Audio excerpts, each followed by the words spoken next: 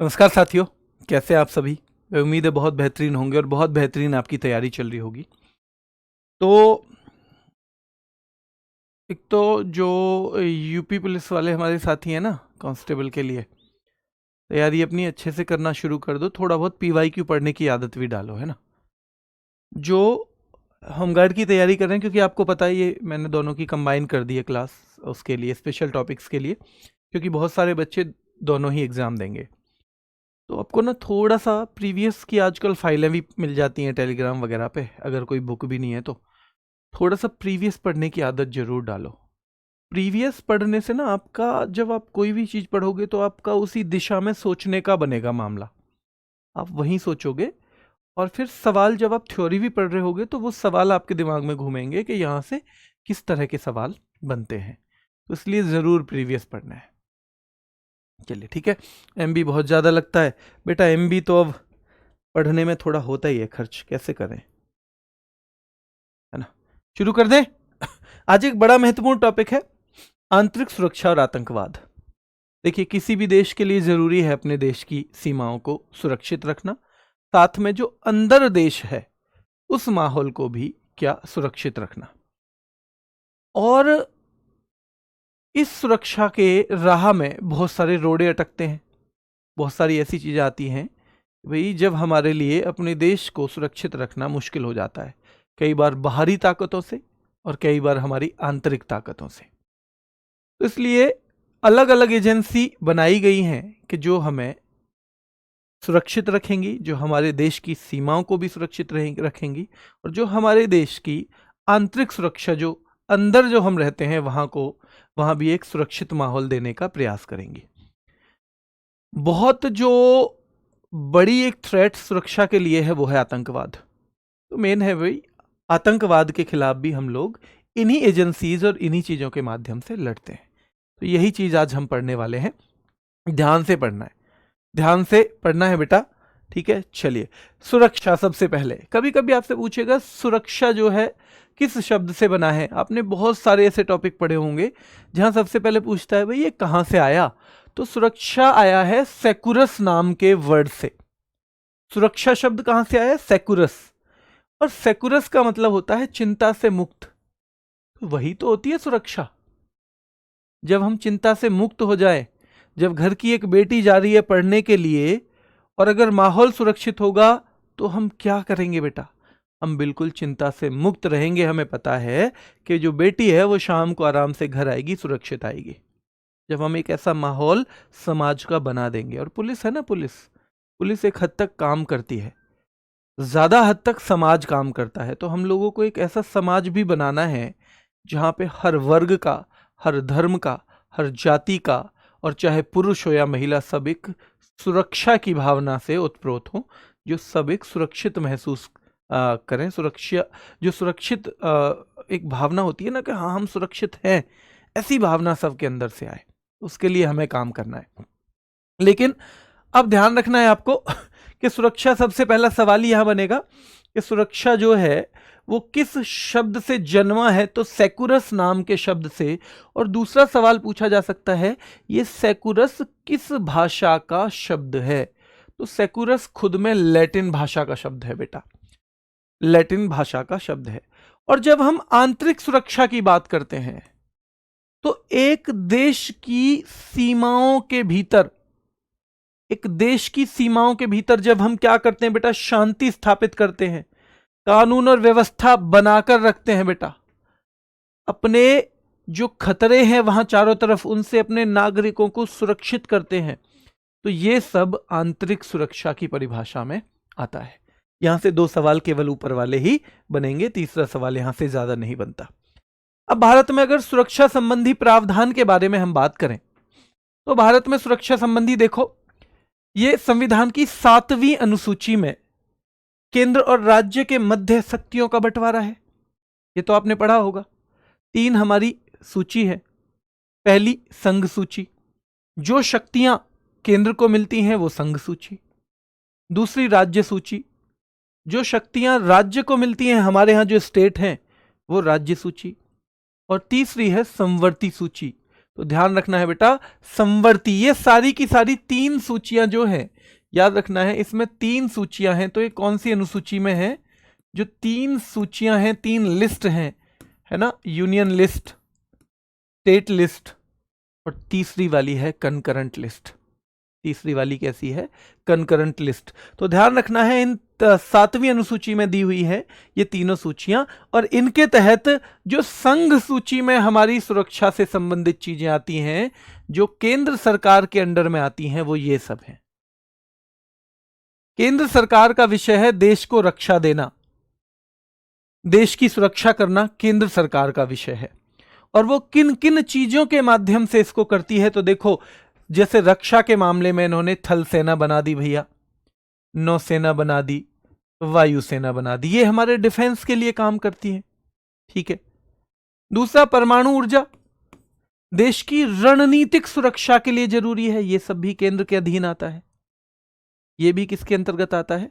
केंद्र के अंतर्गत। तीसरी, सीबीआई और एनआईए, सीबीआई और एनआईए यानी जांच एजेंसियां, ये भी सब सुरक्षा के लिए बनाई हुई हैं। और चौथी, सीमा की सुरक्षा के लिए, जैसे बीएसएफ है, आईटीबीपी है, इस तरह के जो हमारे केंद्रीय बल बनाए हुए हैं, इस तरह की जो हमारी एजेंसियां बनाई हुई हैं, ये सब। तो ध्यान रखना है, आपसे सवाल पूछा जाएगा कि भारत में सुरक्षा संबंधी प्रावधान जो हैं वो कौन कौन से हैं, उनके तहत क्या क्या बनाया गया है।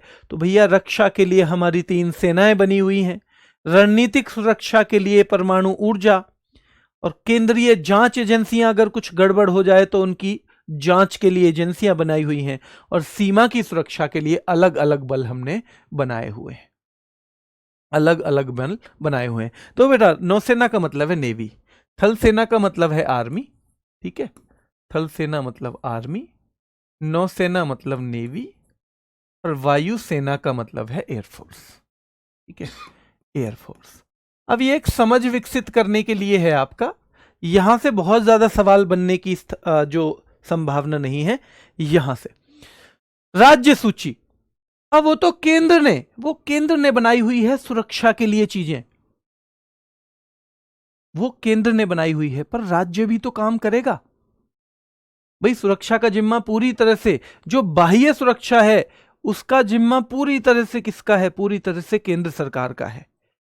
यानी अगर हम पे कोई देश आक्रमण कर दे तो किसी और की जरूरत नहीं है, केंद्र सरकार खुद संभाल लेगी। पर आंतरिक सुरक्षा में केवल बाह्य आक्रमण नहीं आता, उसमें पूरे देश की अंदर की व्यवस्था भी आती है, और इसलिए राज्य भी उसके लिए काम करता है। तो राज्य सूची क्या करता है बेटा? राज्य सूची जैसे पुलिस कानून व्यवस्था बनाने के लिए एक बल है, तो पुलिस क्या है बेटा? पुलिस बनाता है, ये राज्य पुलिस बनाता है, पुलिस की वो करता है अपॉइंटमेंट। लोक व्यवस्था, दंगे वगैरह अशांति को रोकने के लिए राज्य काम करता है। और जेल और सुधार गृह, ये सब कौन बनाता है? तो ये भी राज्य बनाता है। तो ध्यान रखना है, अगर हम किसी देश की सुरक्षा की बात करें, खासतौर पे अपने मामले में, तो कुछ विषय तो संघ सूची में है, यानी अगर हमने थल सेना बनाई है तो वो संघ सूची का विषय है, वो केंद्र सरकार की जिम्मेवारी है। नौसेना वायुसेना बनाई है केंद्र सरकार की। परमाणु ऊर्जा के लिए कोई एजेंसी खोली है, केंद्र सरकार की हमारी जो है वो जिम्मेदारी है। और सीबीआई और एनआईए जैसी जो जांच एजेंसियां हैं, केंद्र सरकार की जिम्मेदारी है। सीमा की सुरक्षा के लिए हमने आईटीबीपी, बीएसएफ ऐसे बल बनाए हैं, केंद्र सरकार की जिम्मेदारी है। और ये हो गए बेटा राज्य सरकार की जिम्मेदारी। अब सवाल कैसे बनेगा? हाँ, ये इंपॉर्टेंट है बेटा, इससे सीधे सवाल आएंगे। ठीक है अनस अली जी, अगले शनिवार को ले लेंगे फिर। ठीक है, अनस अली कह रहे हैं सर सैटरडे को भी क्लास लिया करो। ठीक है, अगले सैटरडे ले लेंगे, हर सैटरडे की नहीं कहता, लेकिन अगले सैटरडे एक क्लास करवा देंगे आपकी। ठीक, चलिए अब आपसे सवाल कैसे आएगा कि जो सुरक्षा संबंधी प्रावधान है जिसके तहत मान लो बीएसएफ की स्थापना की गई, वो किस सरकार के अंतर्गत या किस सूची के अंतर्गत हुई है? तो हम कहेंगे भैया वो केंद्र सूची के या संघ सूची के अंतर्गत हुई है। वो कहेगा अगर कोई राज्य जेल और सुधार गृह बनाता है तो ये किस विषय के अंतर्गत बना रहा है? वो तो वो राज्य सूची के अंतर्गत बना रहा है। अगर कोई पुलिस जो है, पुलिस को अपॉइंट कर रहा है कोई राज्य, तो वो किसके तहत कर रहा है? तो बेटा ये किसके, ये भी राज्य सूची के तहत कर रहा है।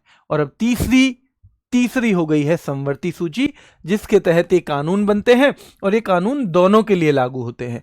ये केंद्र के लिए भी लागू होते हैं, ये राज्य के लिए भी लागू होते हैं। तो ये हो जाएगी समवर्ती सूची, केंद्र राज्य दोनों के लिए, नहीं दोनों के लिए। अब ऐसी बात है कि इसको केंद्र भी बना सकता है, राज्य भी बना सकता है। कानून केंद्र और राज्य दोनों बना सकते हैं इनसे संबंधित। पर आपको एक चीज पता होनी चाहिए कि जैसे ये एक बीएनएस है, बीएनएस, ये बीएनएसएस जो अभी हमारे नए कानून आए हैं, आप कह रहे हो कि जी ये केंद्र भी बना सकता है, राज्य भी बना सकता है। हाँ बेटा, दोनों बना सकते हैं। वो बात अलग है, ज्यादातर केंद्र बनाता है, वही राज्य पे भी लागू हो जाता है, पर पावर दोनों को होती है। पावर क्या होती है? दोनों को होती है। ठीक है, तो इसलिए ये किस सूची के तहत आएगा? ये समवर्ती सूची के तहत आएगा। ये तीनों राज्य सूची के, और पिछले पेज वाले संघ सूची के। बाह्य सुरक्षा के लिए ध्यान रखना है हमारे पास, बाह्य सुरक्षा के लिए, क्योंकि हम सुरक्षा की बात कर रहे हैं। आंतरिक सुरक्षा कब तक है? अगर बाहर से कोई आक्रमण हो जाए तो क्या आंतरिक सुरक्षा बची रहेगी? फिर आंतरिक सुरक्षा भी नहीं बची रहेगी। तो मतलब आंतरिक सुरक्षा तभी तक है जब हम बाहर से कम कोई आक्रमण ना होने दें। तो इसीलिए आपसे सीधे पूछेगा कि भैया बाह्य सुरक्षा की अगर हम बात करें तो इसे कौन देखता है? सीधे सीधे सवाल आएगा, बाह्य सुरक्षा का जिम्मा। तो बाह्य सुरक्षा का जिम्मा, रिस्पॉन्सिबिलिटी किसकी है? तो हमारे रक्षा मंत्रालय की है।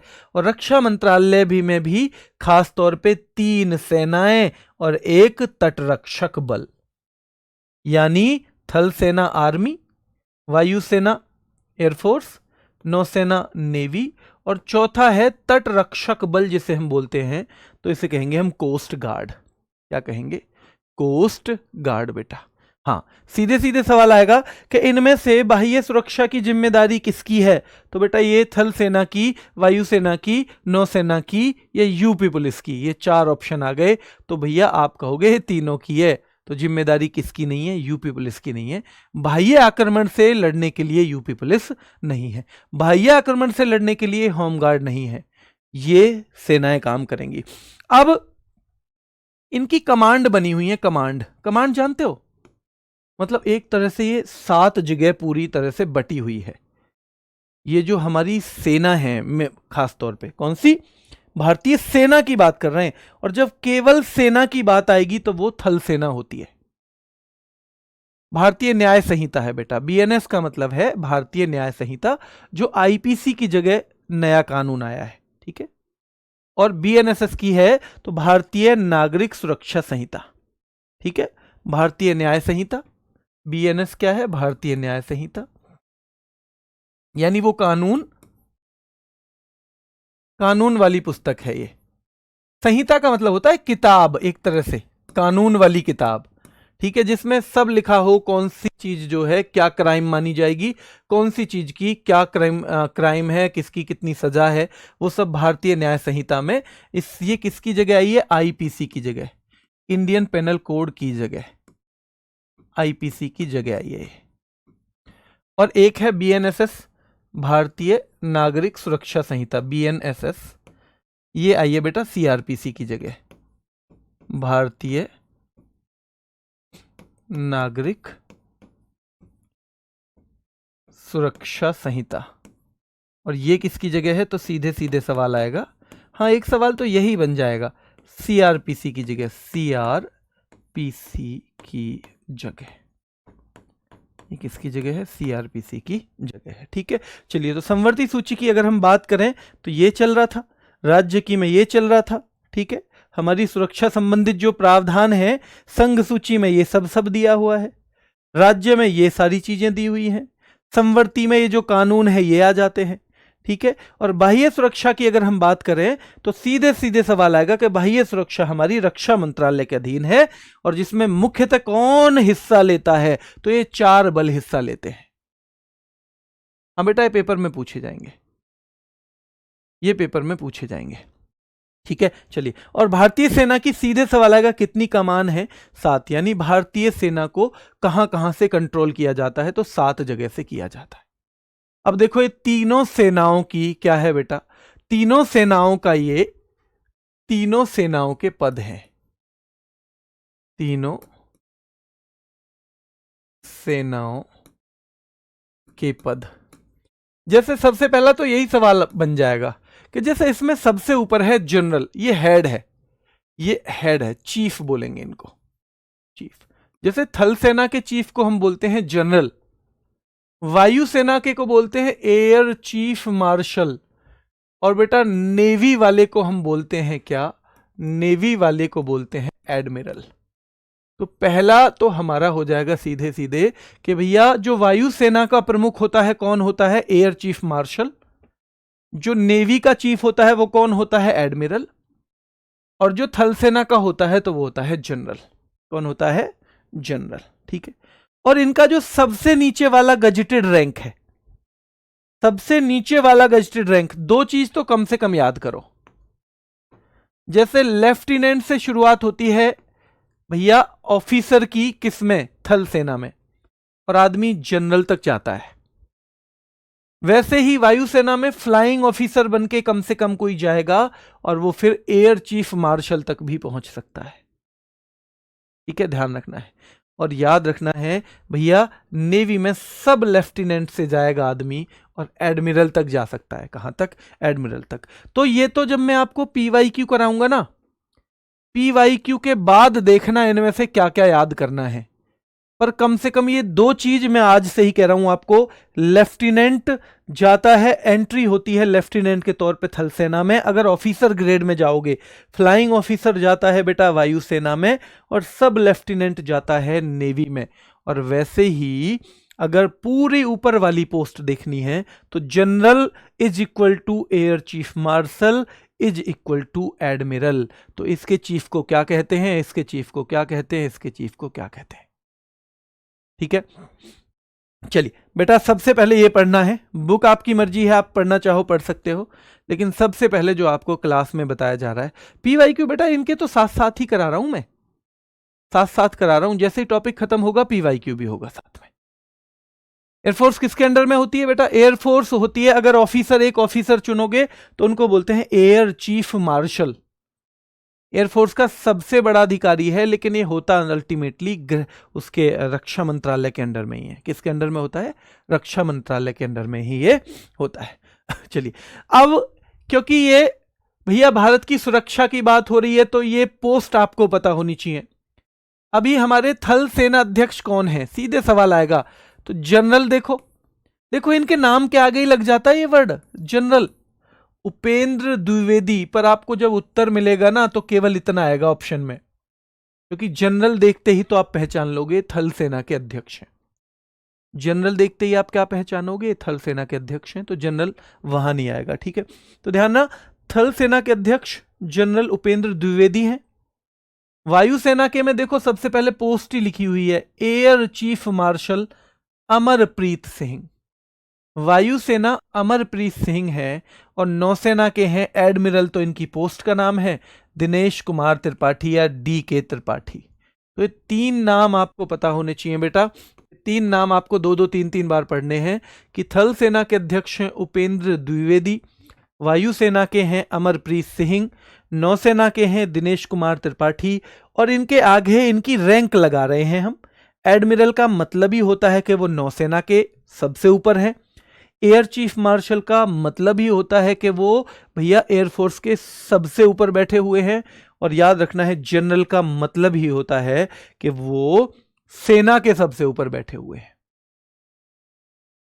सबसे ऊपर बैठे हुए हैं।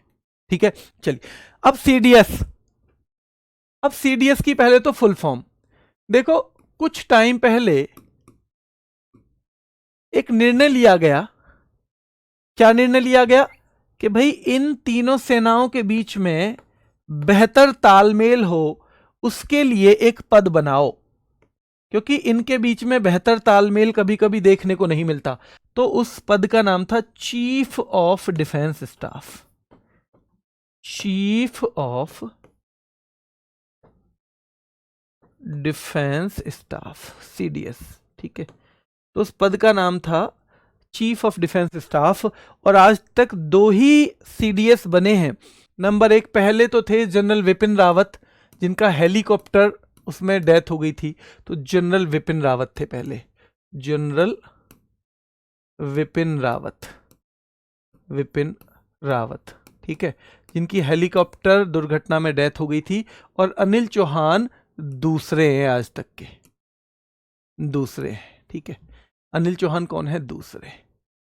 चलिए, तो ध्यान रखना है, दूसरे हैं अनिल चौहान। कौन है? बिल्कुल दूसरे हैं। तो ये सीधे सीधे, ठीक है, ये क्लियर रखेंगे। तो CDS, ये जो भारत के वर्तमान सैन्य प्रमुख जो हैं, जनरल अनिल चौहान, थल सेना उपेंद्र द्विवेदी, ये 3-4 नाम हैं, आपको बार बार सुनने को मिलेंगे, तो आप कर लोगे याद। अब कुछ संस्थान हैं जो हमारे लिए ट्रेनिंग वगैरह देते हैं हमारे अफसरों को, क्योंकि मैंने कहा सबसे पहले आंतरिक सुरक्षा के लिए सबसे पहले जरूरी है कि बाह्य सुरक्षा हो। हम बाहर से सुरक्षित हों तभी तो हम अंदर से सुरक्षित होंगे।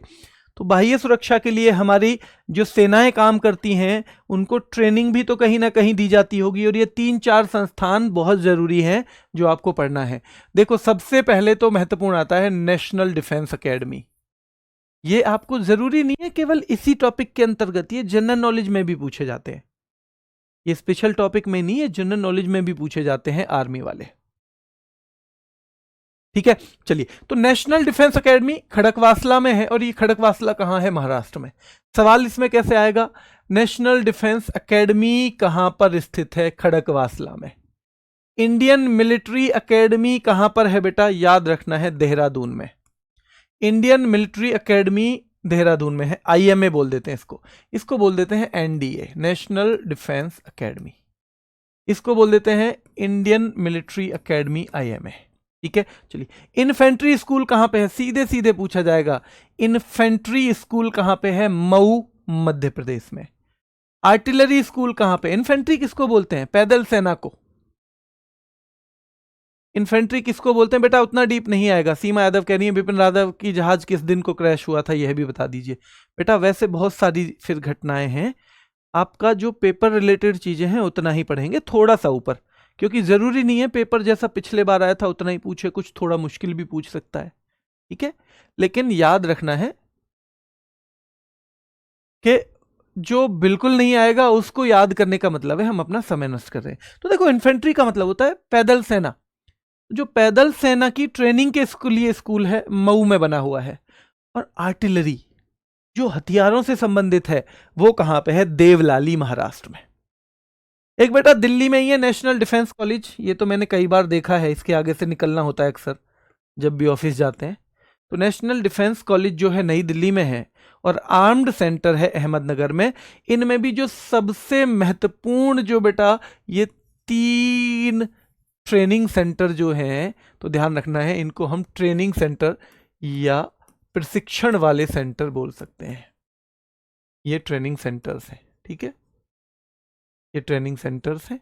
नेशनल डिफेंस एकेडमी खड़कवासला में है, Indian military college academy Dehradun में है, इन्फेंट्री स्कूल मऊ में है, artillery Deolali,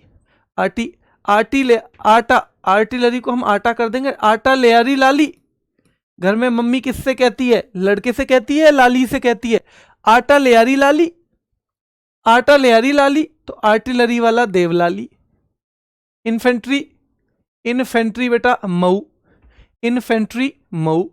national defence college Nai Delhi, armed centre Ahmednagar, Indian military academy Dehradun, Indian military academy Dehradun, और नेशनल डिफेंस जो एकेडमी है वो खड़कवासला है, NDA जो है खड़कवासला है। और ये चीज़ें हम धीरे धीरे धीरे धीरे 1-2 बार रैपिड फायर भी इनके बनेंगे तो हो जाएंगे। अभी आपको 1-2 बार ऑफिस ये जो है मतलब इसका रिवीजन करके बेहतर सी कंडीशन में पहुंचना है। थल सेना की बात करें, 1 अप्रैल 1895 को स्थापना हुई थी। दिवस महत्वपूर्ण है, यह दिवस आपको जरूर याद करना है, 15 जनवरी। 15 जनवरी। अब यह दिवस क्यों इसी दिन? देखो, स्थापना कब हुई है? 1 अप्रैल 1895। आप कहोगे इस टाइम पे तो भैया शासन अंग्रेजों का रहा होगा। हां, अंग्रेजों का शासन रहा, तो भैया इस टाइम तो इसके चीफ भी अंग्रेज ही बनते होंगे। हां, अंग्रेज ही इसके चीफ भी बनते थे। लेकिन हुआ ऐसा कि जब हम आजाद हो गए उसके बाद जो 15 जनवरी 1949 का दिन आया तो हमारे बेटा सेना प्रमुख बने फील्ड मार्शल के.एम. करियप्पा। 15 जनवरी 1949 को हमारी सेना के चीफ बने एक भारतीय के.एम. करियप्पा। और बेटा याद रखना है, ये भारतीय सेना के पहले भारतीय कमांडर इन चीफ थे। कमांडर इन चीफ का मतलब है उसके चीफ, उसके जनरल, एक तरह से जनरल, बेटा ध्यान रखना है। तो थल सेना दिवस 15 जनवरी को ही क्यों मनाते हैं, आपसे पूछा जाएगा कि 15 जनवरी 1949 को पहली बार कोई भारतीय थल सेना के चीफ बने। इसका मतलब क्या है कि भैया थल सेना पहले से चली आ रही थी।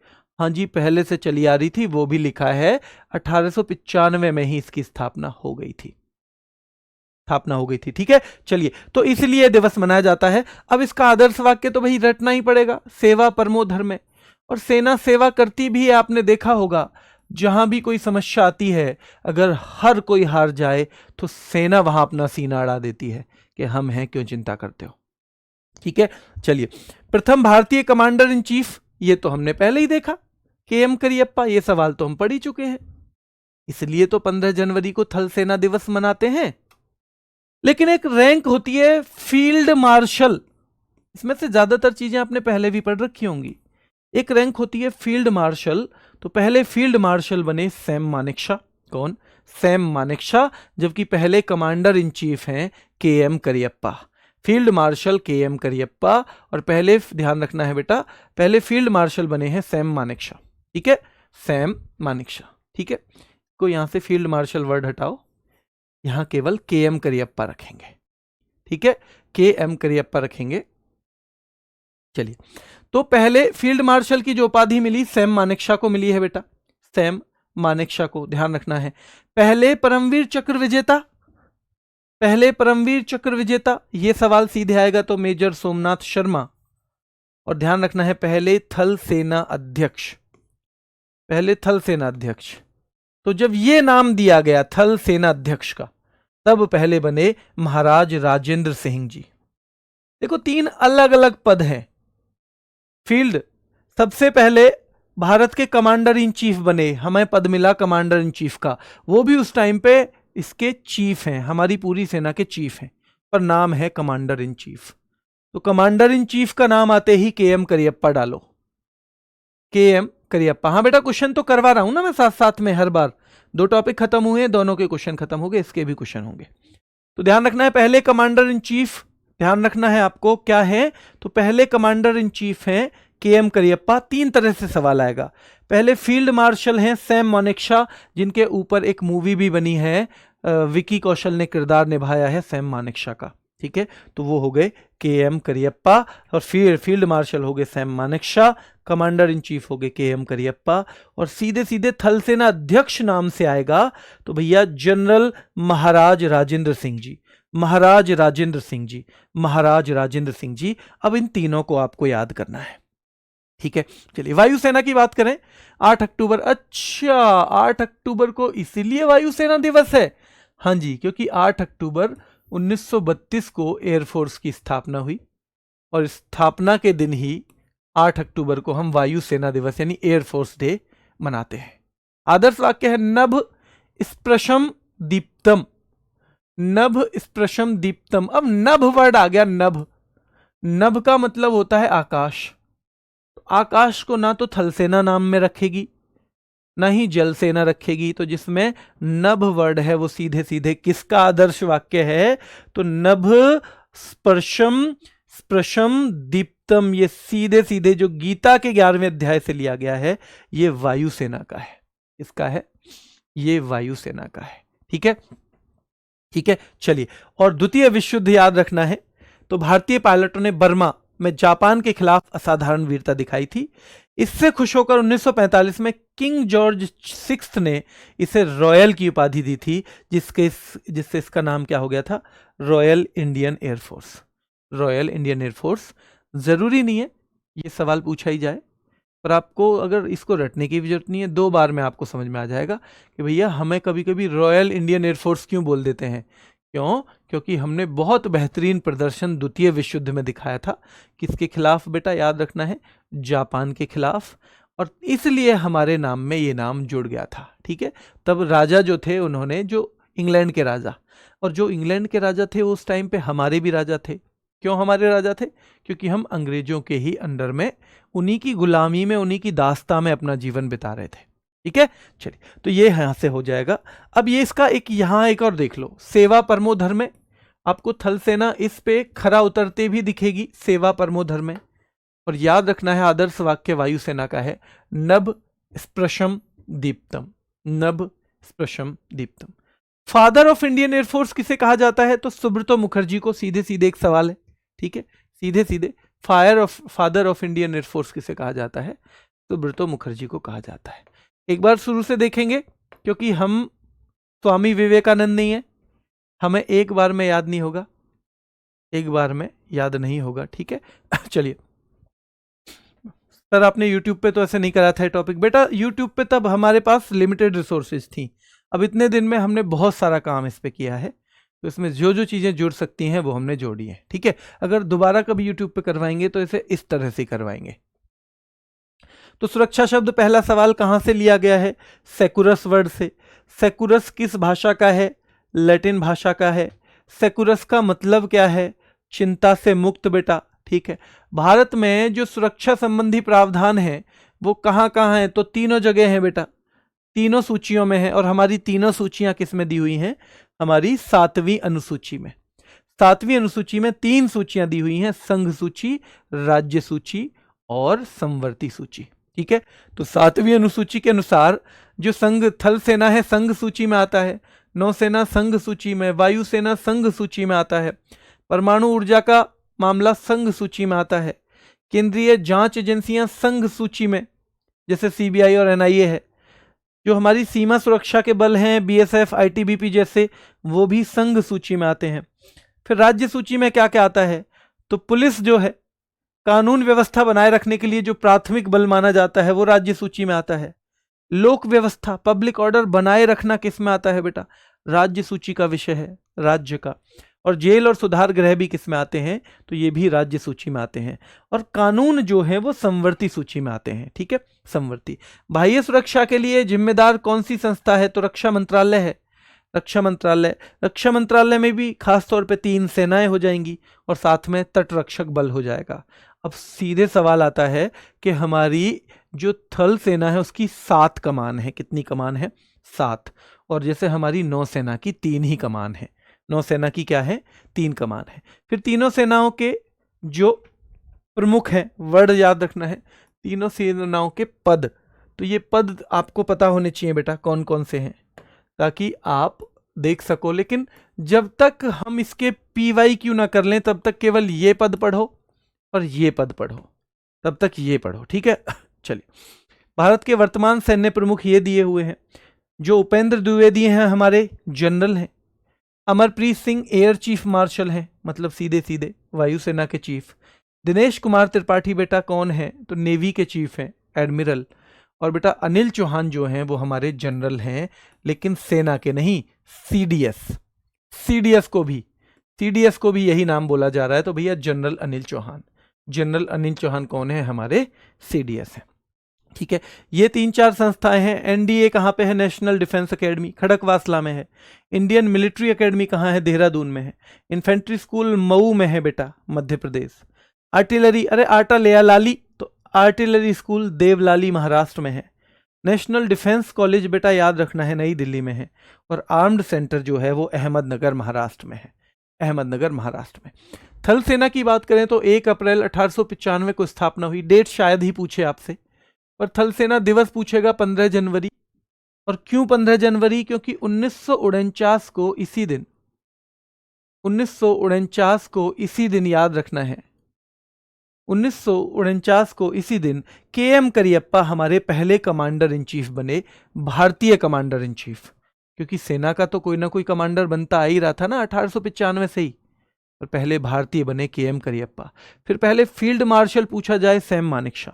और पहले सेना अध्यक्ष पूछा जाए तो बेटा याद रखना है जनरल महाराज राजेंद्र सिंह जी, जनरल महाराज राजेंद्र सिंह जी। अगर आपसे पूछा जाएगा आदर्श वाक्य क्या है तो सेवा परमो धर्म है, सेवा परमो धर्म। वैसे ही वायुसेना की बात करें तो स्थापना 8 अक्टूबर 1932, वो 1895 में हुई थी, ये 8 अक्टूबर 1932, इसलिए वायुसेना का दिवस एयरफोर्स डे भी 8 अक्टूबर का है। और आदर्श वाक्य है नभ स्पृशम दीप्तम।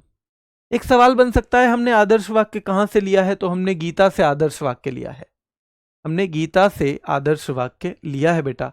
और फादर ऑफ इंडियन एयरफोर्स कहा जाता है सुब्रतो मुखर्जी को, क्योंकि ये पहले भारतीय पायलट थे। कौन थे? पहले भारतीय पायलट। चलिए, अब रॉयल शब्द जुड़ा था, पर ये रॉयल शब्द हटा दिया गया कब? 26 जनवरी 1950 को। ध्यान रखना है, रॉयल शब्द हमने क्योंकि भैया जोड़ा था अंग्रेजों ने, हमने हटा दिया। 26 जनवरी 1950 को रॉयल शब्द हमने हटा दिया। चलिए सीधे सीधे सवाल आएगा, पहली महिला जिन्होंने अकेले मिग 21 उड़ाया, बहुत महत्वपूर्ण है।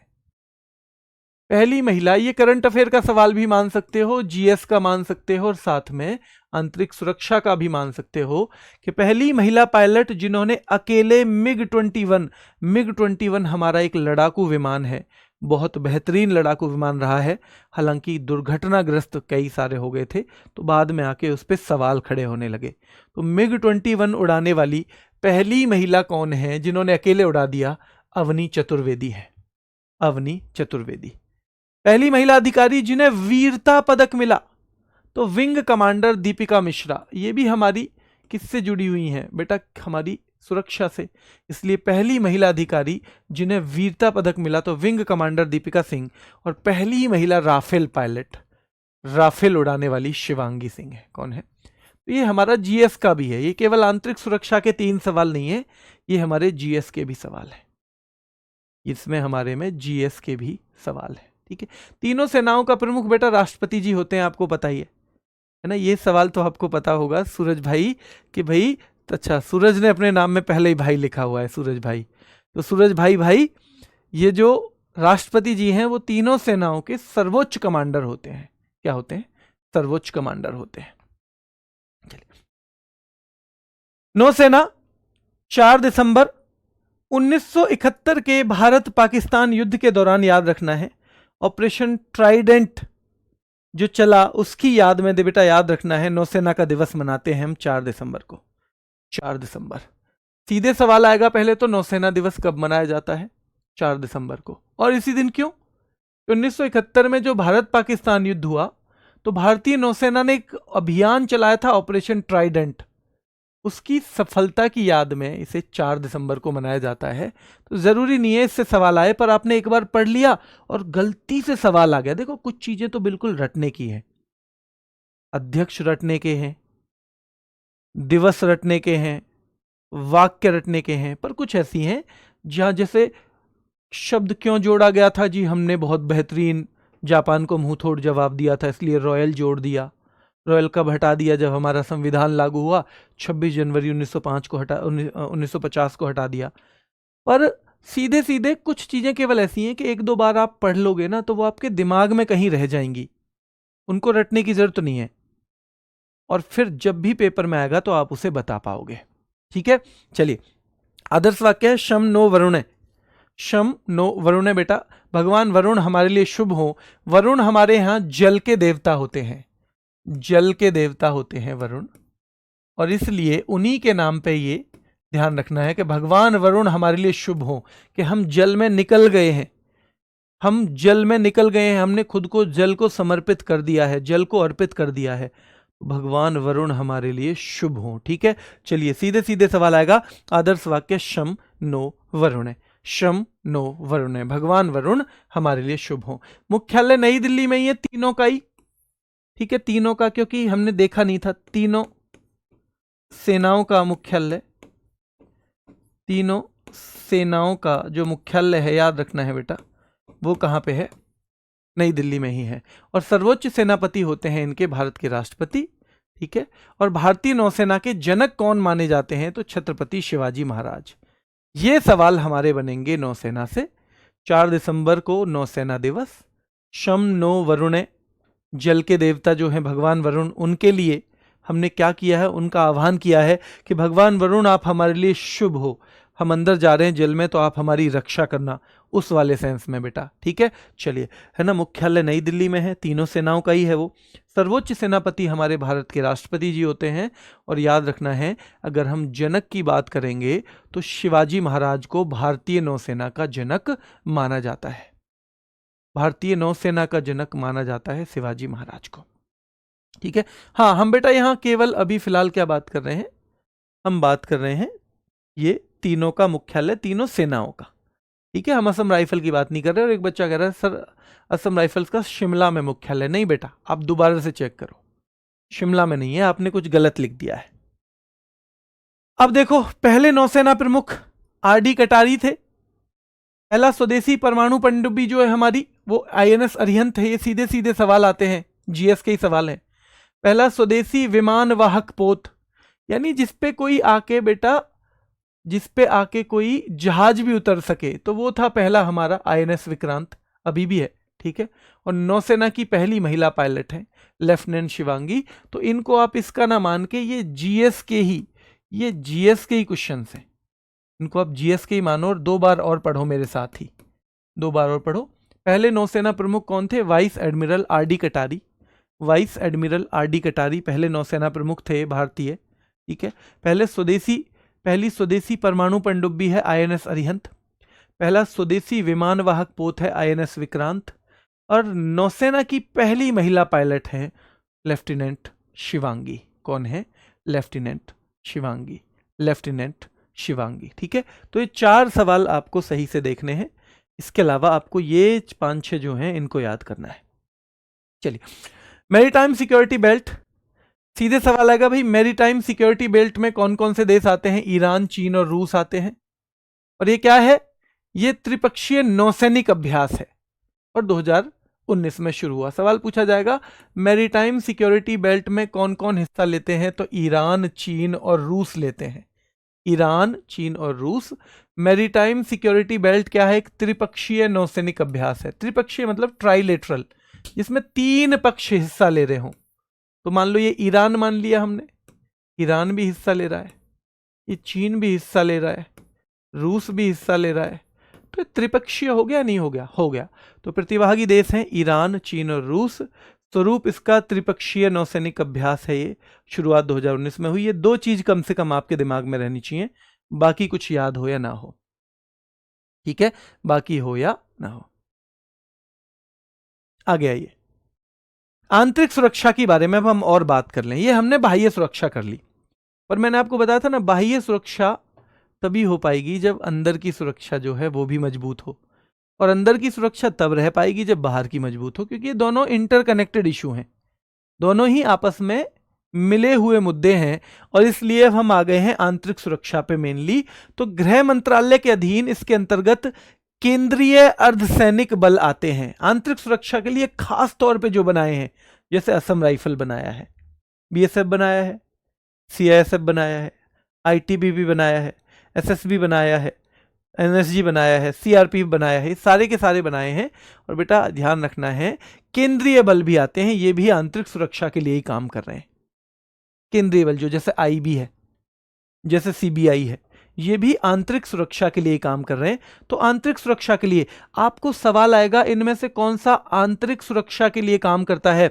Number 1 Assam rifle, number 2 CISF, number 3 SSB, number 4 army, या नंबर 4 नेवी, या नंबर 4 बीएसएफ, एयरफोर्स।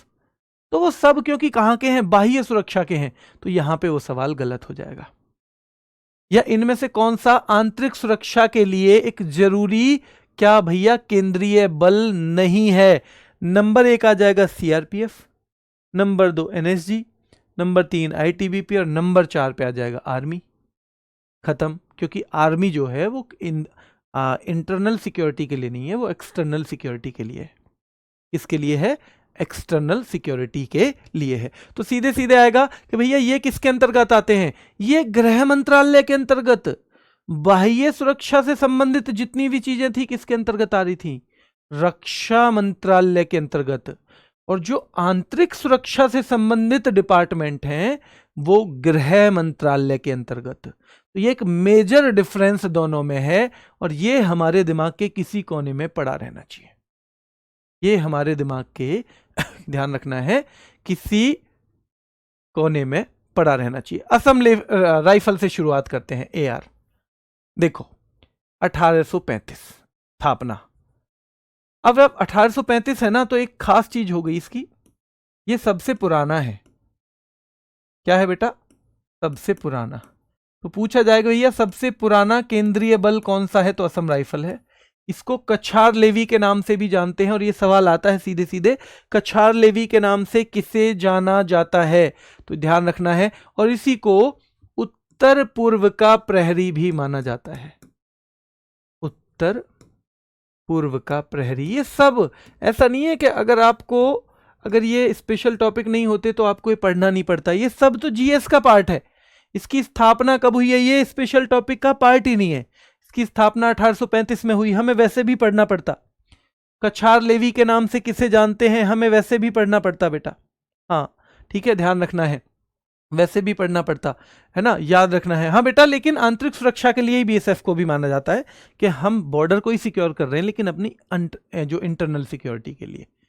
कर हम बॉर्डर को ही रहे हैं, लेकिन है वो हमारी इंटरनल सिक्योरिटी के लिए। ठीक है, चलिए। तो 1835 को कछार लेवी के नाम से ध्यान रखना है। कछार लेवी किसे कहते हैं? असम राइफल को। उत्तर पूर्व का प्रहरी असम राइफल को। स्थापना 1835। सबसे पुराना जो अर्धसैनिक बल है वो कौन सा है? असम राइफल है। अब 1917 में इसका नाम असम राइफल कर दिया, पहले कछार लेवी था। और पर्वतीय लोगों का मित्र इसका ये आदर्श वाक्य है। चलो ये तो बढ़िया है, इसका हिंदी में रख लिया वाक्य तो हमारी समझ में भी आसानी से आ रहा है। तो पर्वतीय लोगों का मित्र ये किसका आदर्श वाक्य है? ये असम राइफल का है। अब इसका मुख्यालय पूछा जाता है क्यों? बाकी जितने भी हेडक्वार्टर्स हैं वो सब दिल्ली में है, ये एकमात्र है शिलोंग। और शिलोंग में है असम राइफल, लेकिन मुख्यालय असम में नहीं है। मुख्यालय असम में नहीं है बेटा, याद रखना है, मुख्यालय असम में नहीं है। तो ध्यान रखना है, गठन हुआ है 1835 को कछार लेवी के नाम से। 1917 में असम राइफल नाम पड़ा। आदर्श वाक्य पर्वतीय लोगों का मित्र। देखो बच्चों, एक बच्चे का कहना है सर लिखना भी है। बेटा अगर केवल आप क्लास में लिखने के लिए आ रहे हैं तो फिर आप क्लास को ऐसे मत लीजिए। अभी जैसे ये PDF पढ़ जाएगी ना, उस पर आपको केवल लिखना है, वहां से लिख लीजिए। क्योंकि अगर आप साथ में लिखेंगे ना तो फिर आप ध्यान ही नहीं दे पाएंगे, तो फिर आपका क्लास लेने का फायदा ही नहीं है। फिर एक तरह से आपका समय ये वेस्ट और हो रहा है। तो क्योंकि आपको केवल मटेरियल चाहिए, आपको लिखना बहुत ज़रूरी है पहले समझने से भी ज़्यादा। तो आप मेरी एक सलाह मान लीजिए कि आपका 2 फायदे हो जाएंगे। आप जब ये PDF मिल जाए ना वहाँ से लिख लेना, ठीक है। क्योंकि यहाँ तो मैं जो बच्चे सिलेक्शन के लिए आ रहे हैं मैं उनको ये ज़रूर सलाह दूंगा कि जितनी गति से मैं चल रहा हूँ उतनी से आपको चलना पड़ेगा, वरना तो ना तो सिलेबस होगा ना आप याद कर पाएंगे चीज़ों को। और बेटा फिर ना सिलेबस होगा और सिलेक्शन से भी दूर होते चले जाओगे, क्योंकि सारे बच्चे उस धीमी गति से नहीं चलेंगे फिर जिससे हम चलना चाहते हैं। मेरी एक छोटी सी सलाह है, अगर लिखना सबसे ज़्यादा ज़रूरी है तो फिर हम बाद में लिख लें, ठीक है। लिखना ज़रूरी है पर बाद में फटाफट फटाफट फटाफट नोट कर लो, फटाफट। क्लास के साथ लिखने से तो अच्छा है कि आप लिखें ना, केवल PDF से पढ़ लें। ये मैं बता दे रहा हूं, क्लास के संग संग लिखने से अच्छा तो आप केवल PDF से पढ़ लें, ये वाले टॉपिक स्पेशली, ये वाले। चलिए ठीक है। तो गृह मंत्रालय के अधीन जो केंद्रीय अर्धसैनिक बल हैं वो सारे के सारे आंतरिक सुरक्षा के लिए हैं, ठीक है। और गठन हम असम राइफल के बारे में बात कर रहे थे, पर्वतीय लोगों का मित्र। शिलोंग में मुख्यालय है, एकमात्र जिसका मुख्यालय दिल्ली से बाहर चला गया। और याद रखना है ये खास तौर पे भारत म्यांमार की अंतर्राष्ट्रीय सुरक्षा के लिए है। किसके लिए है? भारत म्यांमार की अंतर्राष्ट्रीय सुरक्षा कौन करता है? तो बेटा ये करता है असम राइफल। सबसे पुराना है, मैंने ऊपर भी लिख दिया। और अभी विकास लखेड़ा इसके क्या है? अध्यक्ष, यानी जिसे वो बोलते हैं हम महानिदेशक। इन सब में जो सबसे ऊपर पद है उसे महानिदेशक कहेंगे, जिसको हम हिंदी में कह देते हैं डायरेक्टर जनरल। पर ये अभी आप याद मत करना, ये वर्ड आप याद मत करना, ये आपको पेपर के टाइम पे जो आदर्श सर लेटेस्ट करवाए ना, अगर वो नहीं करवाएंगे तो मैं करवा दूंगा, क्योंकि ये बदलते भी रहते हैं। अब पता नहीं अगले महीने ही बदल जाए, आप विकास लखेड़ा करके आ जाओ। एक दो बार पढ़ लेना, लेकिन रटने के लिए बहुत काम मत करना अभी, ठीक है। चलिए, तो ये हो गया है सारा का सारा असम राइफल का। फिर सीआरपीएफ की बात करेंगे। देखो सीआरपीएफ 1939 में बना, साल जरूर याद रखना, ये मत बेशक रखना याद। और इसका नाम था तब सीआरपी, क्राउन रिप्रेजेंटेटिव पुलिस, यानी क्राउन को रिप्रेजेंट करती है, क्राउन की प्रतिनिधि है। क्राउन किसे बोलते थे हम? क्राउन किसे बोल रहे थे हम बेटा? हम क्राउन बोल रहे थे राजा को, सम्राट को बोलते थे हम क्राउन। तो जी ये नाम क्यों रखा? क्यों? क्योंकि उस टाइम पे हमारे ऊपर शासन किसका है? अंग्रेजों का, सम्राट का, इंग्लैंड का। तो इसीलिए हम क्या बोल रहे हैं उसको, इसे नाम रखा है क्राउन रिप्रेजेंटेटिव पुलिस 1939 में। और जब हम आजाद हो गए तो हमने इसका नाम कर दिया सेंट्रल रिजर्व पुलिस फोर्स। क्या कर दिया है हमने? सीधे सीधे सेंट्रल, क्योंकि अब हमारी चलेगी। क्राउन गया घर अपने, ठीक है, तो फिर किसकी चलेगी? हमारी अपनी चलेगी। तो सेंट्रल रिजर्व पुलिस फोर्स याद रखना है, ये हो जाएगा। तो 1949 में नाम बदलकर सीआरपीएफ कर दिया गया है, सीआरपीएफ। उससे पहले क्राउन रिप्रेजेंटेटिव पुलिस थी, तो स्थापना होती है इसकी क्राउन रिप्रेजेंटेटिव पुलिस के हिसाब से बेटा, ठीक है। चलिए, आदर्श वाक्य, सेवा एवं निष्ठा। मुख्यालय सबके नई दिल्ली मिलेंगे, अब सबके केवल असम राइफल का जो शिलोंग है उसे छोड़ के। सबसे बड़ा आंतरिक सुरक्षा बल है। असम राइफल सबसे पुराना था, ये सबसे बड़ा है। असम राइफल सबसे पुराना, ये सबसे बड़ा। और सीधे सवाल आता है एक पुलिस स्मृति दिवस, तो ये बेटा 21 अक्टूबर को मनाया जाता है। कब? 21 अक्टूबर को। 21 अक्टूबर बेटा ध्यान रखना है। तो ये कब? कि 1959 में लद्दाख के हॉट स्प्रिंग्स में सीआरपीएफ के जवानों ने चीनी सेना का डटकर सामना किया था। 10 जवान शहीद भी हो गए थे। तो हर साल उसी की याद में एक इवेंट हुआ था।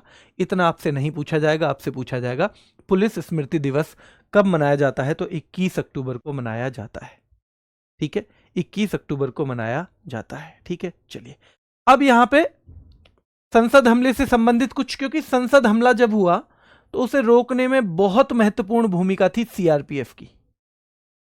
संसद पे दो ही बल रहते हैं, दिल्ली पुलिस उस टाइम पे और सीआरपीएफ।